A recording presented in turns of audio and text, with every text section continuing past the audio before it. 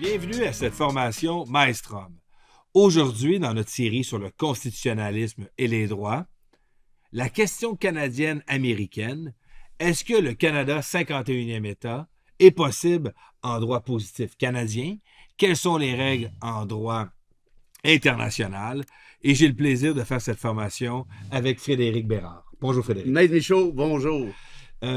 L'actualité parle beaucoup de cette question du Canada 51e État, mais je pense tout de même que cette formation pourra demeurer intemporelle dans la mesure où il y a des règles internes en droit canadien.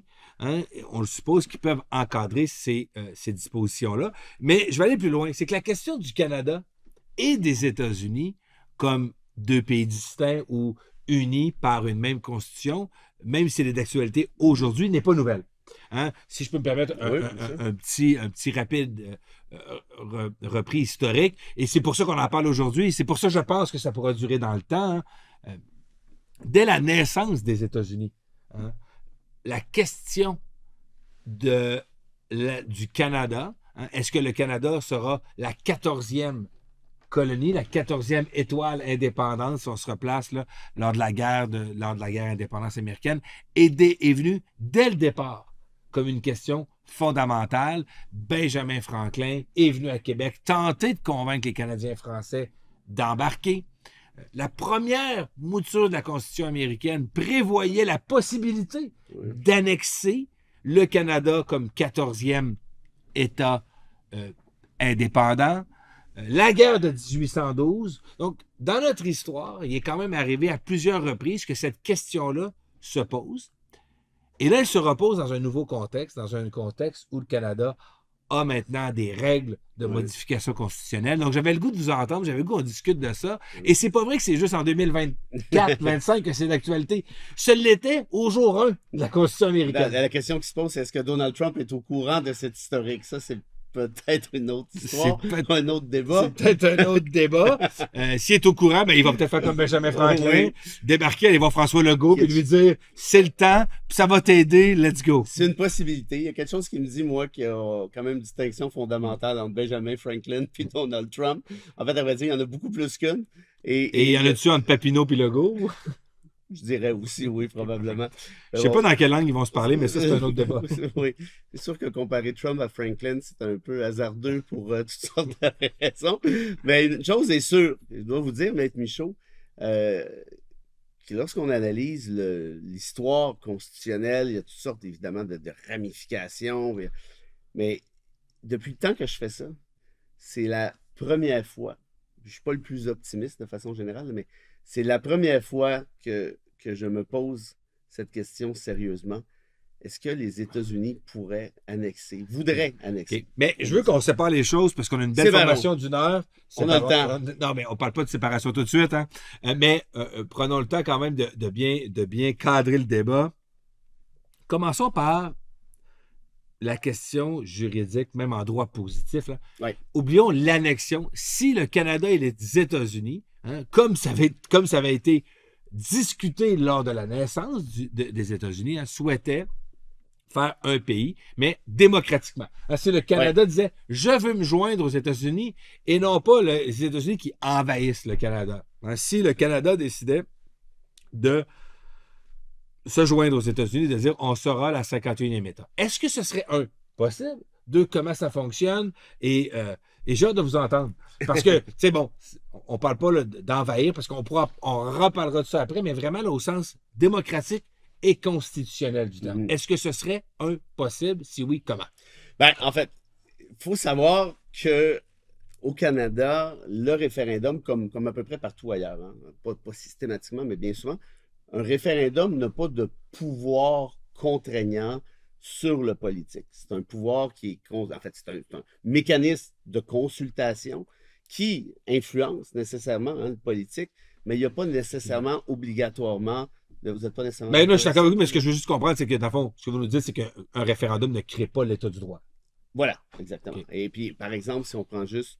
non, mais c'est intéressant ce que vous amenez, parce qu'on a souvent l'impression, par les différents référendums qu'il y a eu au niveau constitutionnel, les deux sur l'indépendance. J'arrivais à Charlottetown, parce que, bon, l'indépendance, c'est un peu peut-être minimalement distinct avec le renvoi sur la sécession du Québec. Mais quand on pense à Charlottetown, Ben, c'est bien sympathique tout ça, là, mais si, disons, il y avait eu un appui de 53% et que le Québec avait toujours voté contre de façon considérable, eh ben là, peut-être qu'on aurait considéré que, ouais, qu'est-ce qu'on fait avec ça? Est-ce qu'on va quand même de l'avant, sachant qu'un des... Bon, il y en a qui vont dire, oui, en 82, ça s'est fait sans mais ce que je comprends, c'est ça. Charlottetown, ça a été non, parce que le Québec trouvait qu'il n'y en avait pas assez, puis après ça, puis il y avait eu le référendum 95 non, puis 80 non. Voilà. Bon, peut-être que ce que j'essaie on de dire devrait avec... peut-être changer la question. Ceux qui sont pour l'indépendance comme moi devraient peut-être favoriser une question dont la réponse est non pour avoir le pays. Ça serait peut-être plus simple. La conscription, c'était non aussi. Ça s'appelle la stratégie. Non, mais la conscription, c'était non aussi, puis la prohibition, je pense que c'était non au Québec. C'est pas mal. En gros, il y a plus de chance avec. Voulez-vous rester dans le Canada? Non, ça va passer. Je suis pas psychologue ou ni psychiatre, encore moins, mais je pense qu'il y a des étapes. Moi, j'ai un enfant de 3 ans. Oui, même facile d'avoir un nom qu'un oui. La phase du non. Mais bon, bref, tout ça pour dire que on l'oublie, ça, mais dans Charlottetown, il n'y a rien qui obligeait le pouvoir politique, en cas de victoire du oui, d'aller de l'avant. Donc, tout aurait dépendu, évidemment, des circonstances. Et je crois que c'est important de bien saisir ça parce que ceci se réapplique à 100% à la question qui nous occupe. Si demain matin, il y avait un référendum à savoir, est-ce qu'au Canada, pour l'ensemble du pays, est-ce que vous souhaitez, oui ou non, vous joindre aux États-Unis comme 51e État, parce que ce serait nécessairement... OK, parce qu'on pourrait discuter après, est-ce qu'on pourrait dire, est-ce qu'on pourrait faire 3-4 États aussi, peut-être? Oui, là, j'y vais avec le 51e parce que c'est ce qui est proposé par Trump, et quelque chose me dit que probablement que ça l'achalerait de dire, est-ce que vous aimeriez devenir le 51e, 52, 53, 54 jusqu'à 60, quelque chose? Je sais pas. Peut-être pas qui lit mal. Mais Frédéric, je prends un petit aparté minuscule pour... Tu te rends compte de ce qu'on est en train de discuter? Oui, mais c'est ce que j'essayais de vous dire tout à l'heure, c'est que je n'ai jamais pensé, sérieux, je me suis jamais questionné là-dessus. Jamais. Moi qui peux être assez paranoïaque, constitutionnellement parlant, je n'ai jamais pensé à une affaire du genre. Et là, depuis le mois de décembre, quand Trump va lancer, donc décembre 2024, quand Trump va lancer la première blague à Mar-a-Lago disant « Ah oui, c'est le gouverneur du 51e État », on a des gens ici qui trouvaient ça très drôle. Moi, connaissant la bête un peu, je disais, c'est pas ça, moi, que c'est une farce tant que ça. Et là, on est rendu à 14e blague. Là, je pense qu'on n'est plus dans le cadre de la bombe. Bref, ça pour dire que ces questions-là, je me les pose pour la première fois parce que jamais j'aurais pensé à un truc de genre. Même le premier mandat de Trump, 2016-2020, sauf erreur de ma part, il n'y a même jamais eu la moindre sous-illusion de... En tout cas, ça arrive, vous nous écrirez, mais j'ai aucun... Info-malstrom.com. Info-malstrom. Bref, sur la question donc du référendum, parce que je pense qu'on en est là, qu'est-ce qui arrive? Bon, on organise un référendum, puis vous l'avez dit, ça peut être 52, 60 États, 75, 51, peu importe.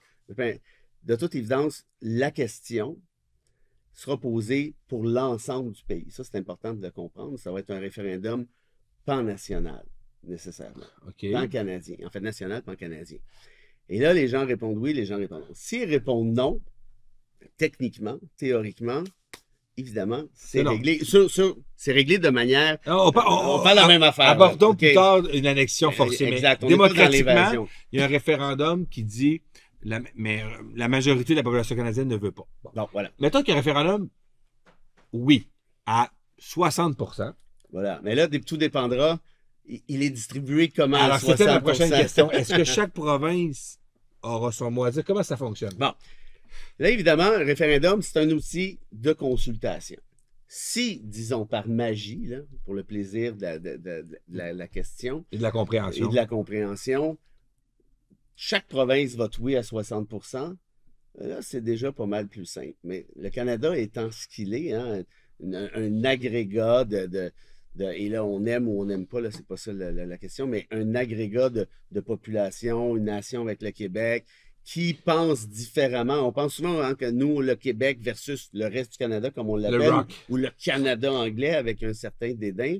Il ne faut pas oublier que si vous êtes en Colombie-Britannique, il y a des chances que votre culture politique soit relativement distincte de celle, par exemple, de la province d'à côté, qui est celle de l'Alberta. Et un Albertain et un Terre-Neuvien, ça ne pense pas nécessairement la même chose. Bon, faire une histoire courte, donc, Si tout le monde vote oui à 60%, là, ça devient plus simple. Mais si tel n'est pas le cas, ce qui risque évidemment d'arriver, je reprends mon exemple. Québec vote non à 90%, l'Alberta vote oui à 90%. Ouais. Et Il se passe quoi? Il se passe quoi? Bon. Il se passe que le politique va prendre en considération les résultats du référendum pour amener ça dans la sphère constitutionnelle par la suite. Selon mon analyse, puis il y a place à discussion là-dessus. Quand on veut amender, en fait, ce bout-là, je suis sûr. Quand on veut amender la Constitution, il y a des formules d'amendement, les articles 38 et suivants de la loi constitutionnelle 82. Ça fait pas doute. Maintenant, la question Quand vous dites formule d'amendement, là, pour bien comprendre, là, c'est que c'est le processus pour modifier la Constitution. Exact. Que, ce qu'on n'avait pas avant 82. Tout le monde n'a pas votre connaissance. Frédéric, juste pour bien expliquer, la formule d'amendement, c'est le mécanisme pour modifier la Constitution par le pouvoir constitutionnel. C'est quoi la règle? C'est quoi la recette? Et là où ça devient plus difficile, où ça devient objet à débat, c'est de savoir quelle formule d'amendement s'applique.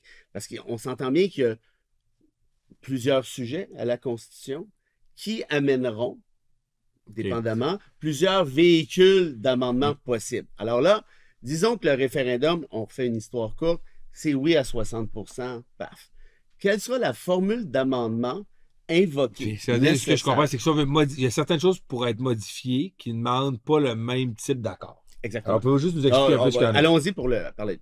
Il y a la formule de l'unanimité, l'article 41, qui prévoit que quand X, Y, Z sujets sont touchés, l'unanimité des législatures, donc des provinces et du fédéral, l'unanimité sera nécessaire. Alors, donc, chacune de ces législatures-là devra, en Chambre, adopter une résolution disant « Je suis d'accord avec ce qui est proposé ». Ça a été le cas d'ailleurs dans Meach, jusqu'à temps que ça foire avec le Manitoba et par la suite pour la ronde 2 avec Terre-Neuve. Ouais.